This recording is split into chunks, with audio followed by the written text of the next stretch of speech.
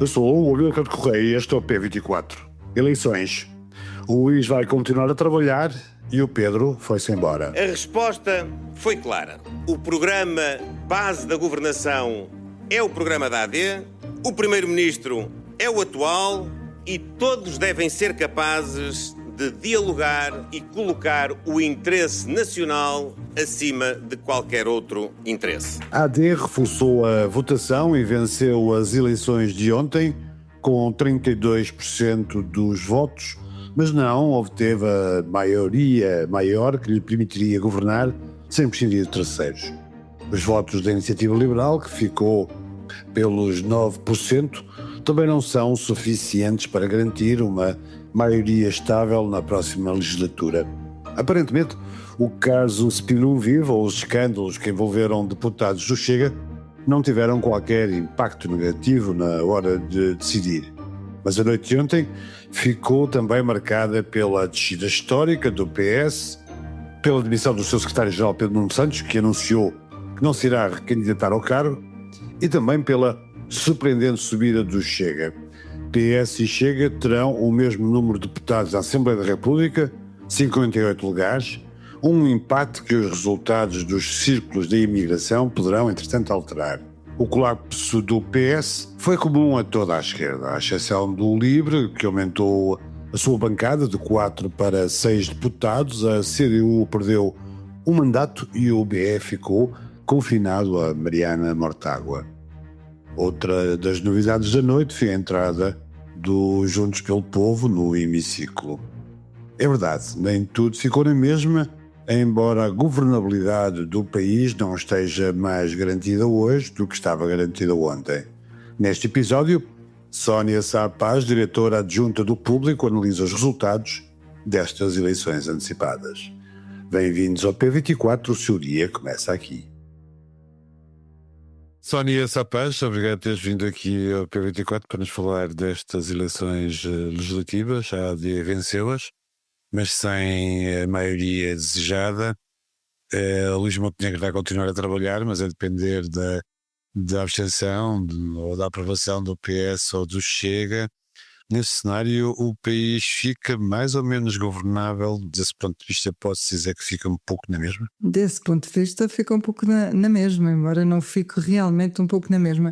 Mas em termos de condições de governabilidade, vamos ter as mesmas questões que se colocaram ao longo deste ano.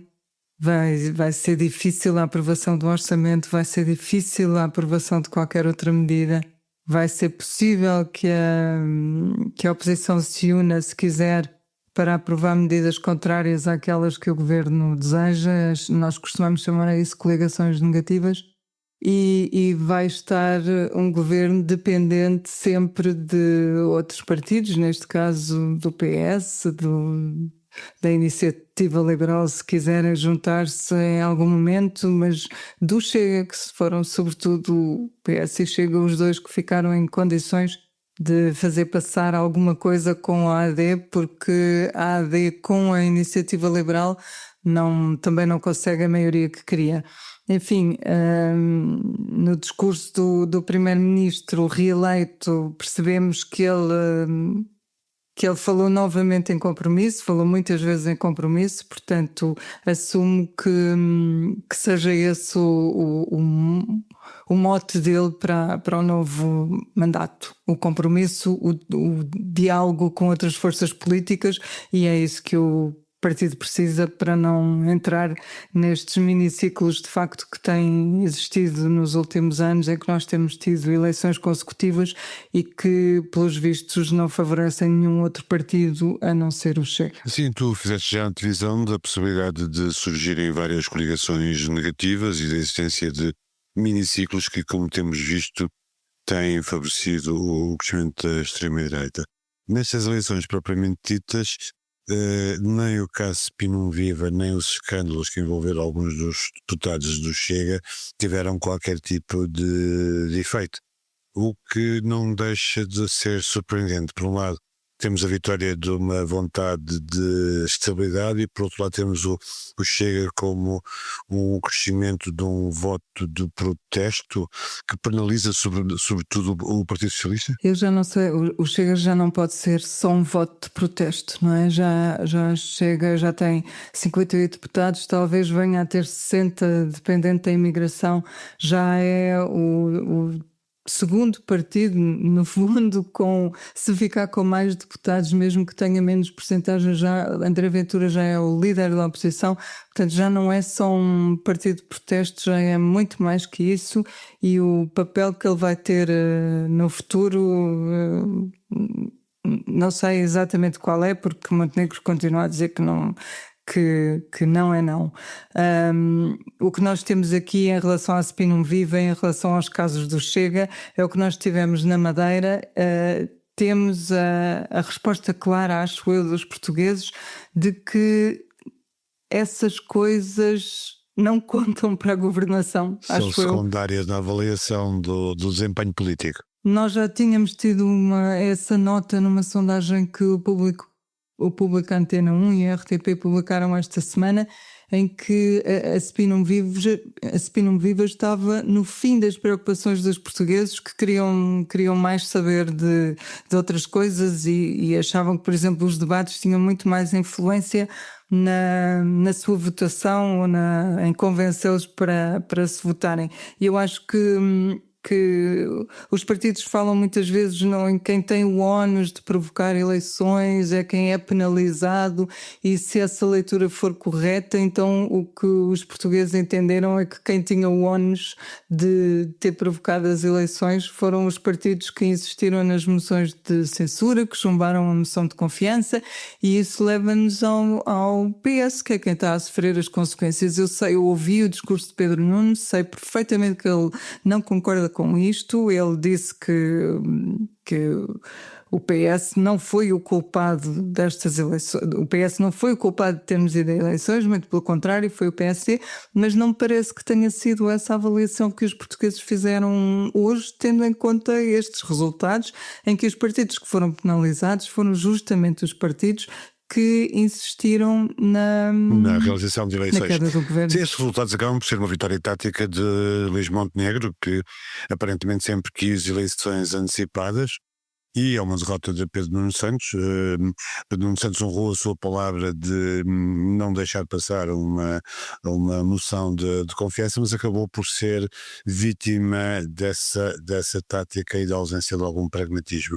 Achas que a herança de António Costa em Belém ainda ajuda a explicar alguma da desconfiança do eleitorado, não só em Pedro Nuno Santos, mas também no próprio PS?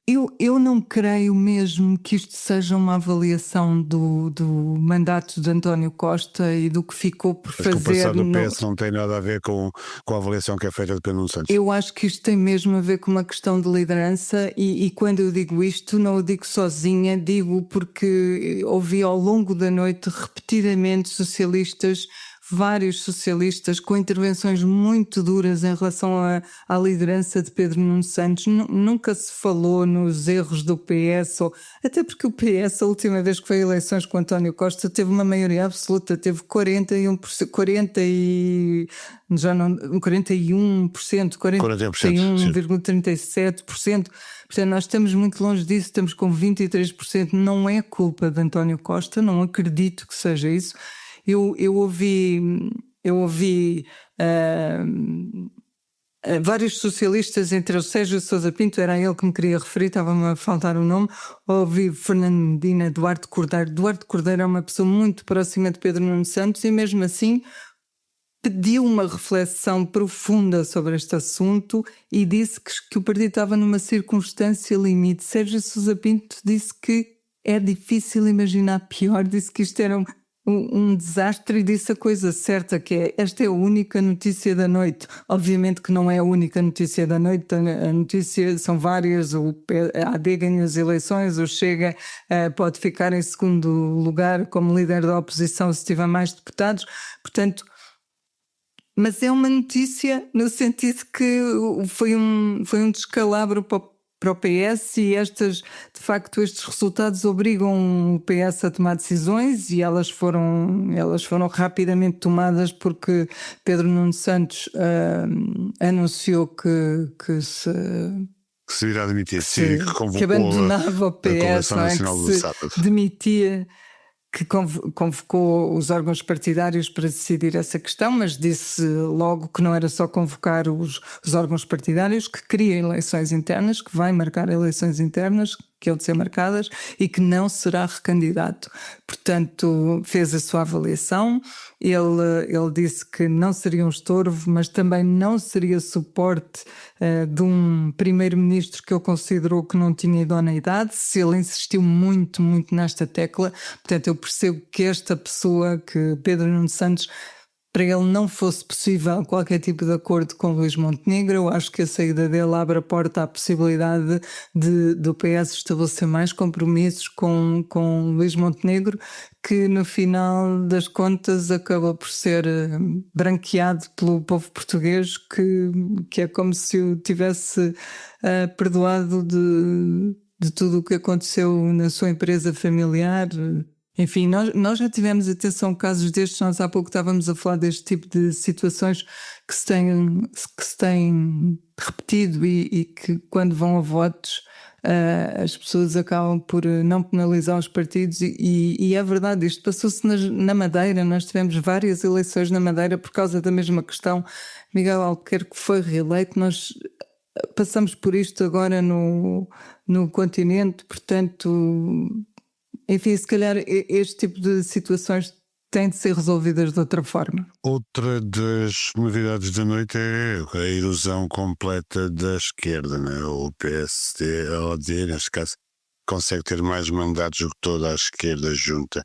Como é que se explica, por exemplo, o desaparecimento do Bloco de Esquerda tão abrupto? De facto, isto não é só o PS, não é? Nós olhamos para os resultados que estão ali e é toda a esquerda, O PS, claro, ajuda a afundar a esquerda porque é o maior partido, mas é o pior resultado da esquerda, é a confirmação de uma tendência também que já se tinham verificado nas últimas eleições. Na realidade, duas tendências, que é o fim da maioria sociológica de esquerda, não é?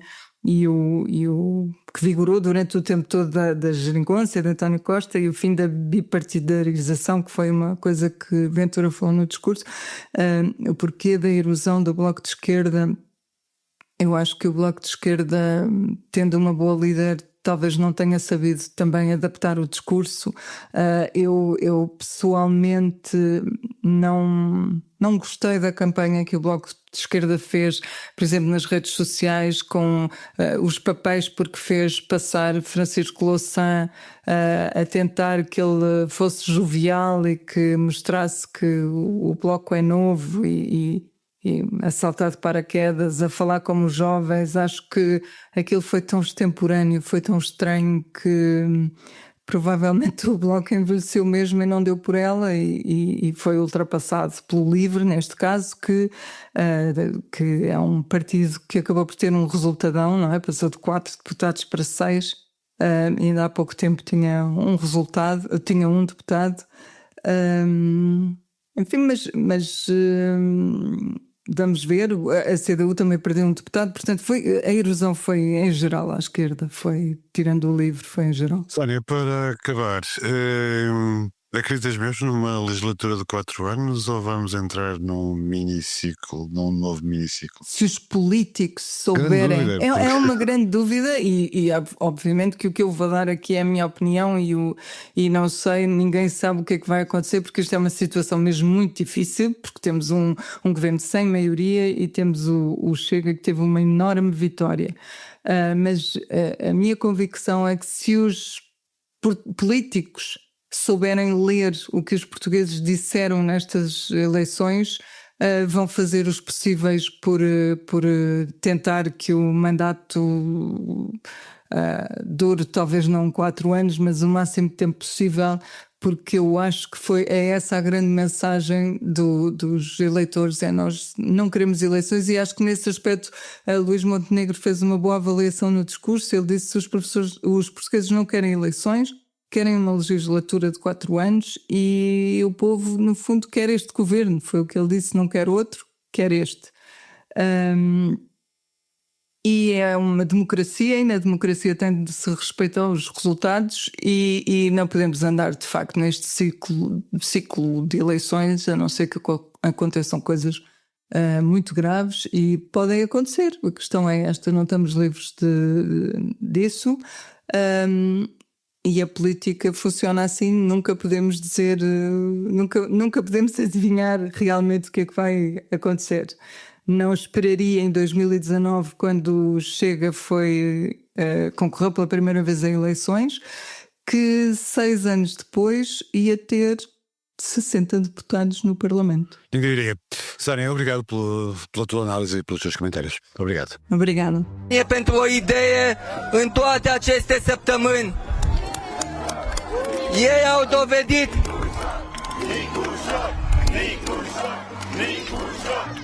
Ontem também foi dia de eleições presidenciais na Roménia e na Polónia. No primeiro dos dois países, Nikos Zordan, presidente da Câmara de Bucareste, um candidato centrista, independente e pró-europeu, venceu Jorge Simeon, o candidato nacionalista da extrema-direita. Na Polónia, o candidato do partido do governo, Rafał Trzaskowski, foi o mais votado na primeira volta das eleições presidenciais, mas com uma margem reduzida. A segunda volta das eleições está marcada para junho. Obrigado por ouvir a P24. Voltamos amanhã. Para não perder os novos episódios, subscreva este podcast do Público na sua aplicação preferida. Para além deste programa, há mais para descobrir em público.pt/podcasts. O Público fica no ouvido.